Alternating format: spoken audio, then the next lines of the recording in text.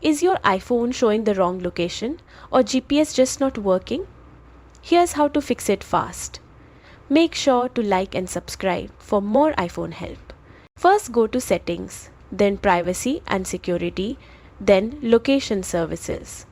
Make sure it's turned on. Then scroll down and check that the app you are using like Maps or Uber has location access set to while using the app or always. Next go to Settings, then General, then Date and Time.